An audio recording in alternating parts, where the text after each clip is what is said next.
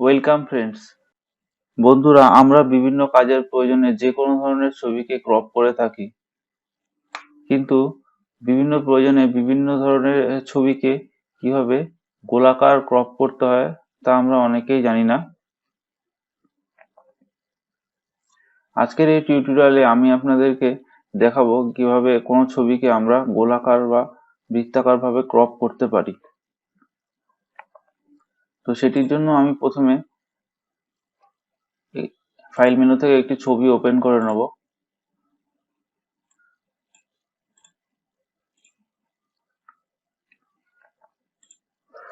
এখন এই ছবিটিকে আমি যে কোনো একটি পোর্শন আমি গোলাকার করে ক্রপ করে দেখাবো। তো এটি ক্রপ করার জন্য আমি প্রথমেই টুল বক্সে চলে গেলাম। টুল বক্স থেকে রেক্ট্যাঙ্গুলার মার্কিউ টুলের উপর রাইট ক্লিক করে এখান থেকে এলিপ্টিক্যাল মার্কিউ টুল অপশনটি সিলেক্ট করে নিলাম। এবার কিবোর্ডের শিফট এবং অল বটন দুটি একসঙ্গে চেপে ধরে ছবিটির উপরে একটি আমি সিলেকশন করলাম, যেমনটি আপনারা দেখতে পাচ্ছেন। এবার সিলেকশনটিকে একটু অ্যাডজাস্ট করার জন্য আমি অ্যারো কি দিয়ে একটু ঠিক করে নিলাম।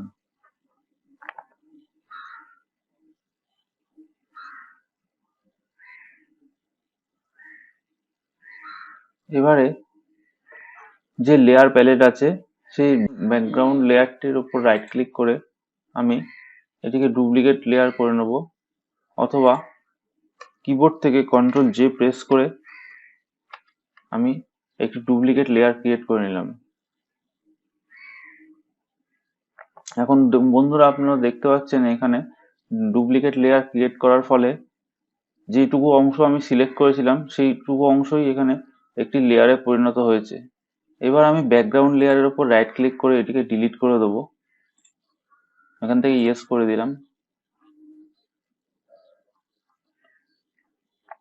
তো এখন বাকি যে ট্রান্সপারেন্ট ব্যাকগ্রাউন্ডটি রয়েছে এটিকে ডিলিট করার জন্য আমি কিবোর্ড থেকে কন্ট্রোল কি প্রেস করে এর উপর একটি ক্লিক করলাম।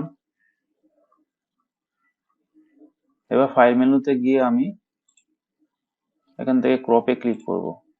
তাহলে দেখতে পাচ্ছেন বন্ধুরা, ছবিটি ক্রপ হয়ে গিয়েছে এবং এই সিলেকশনটিকে সরানোর জন্য আমি কন্ট্রোল ডি প্রেস করব। এখন চাইলে আমি এই ছবিটিকে মুভ করে যে কোনো ব্যাকগ্রাউন্ডের উপরে রাখতে পারি, বা এর পেছনে আমি যদি কোনো ব্যাকগ্রাউন্ড ক্রিয়েট করতে চাই তাহলে এখান থেকে একটি নতুন লেয়ার ক্রিয়েট করব।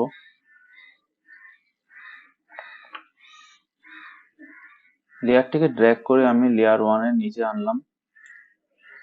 এবার অল্ট ব্যাক স্পেস প্রেস করে আমি এখান থেকে একটি কালার ফিল করে দিলাম। দেখতে পাচ্ছেন বন্ধুরা, ছবিটি গোলাকার ক্রপ করা হয়ে গিয়েছে। আমার এই টিউটোরিয়ালটি যদি আপনাদের ভালো লেগে থাকে তাহলে একটি লাইক করবেন, আর যদি আপনাদের কোনো মতামত থাকে তাহলে অবশ্যই কমেন্ট করে জানাবেন। Thank you.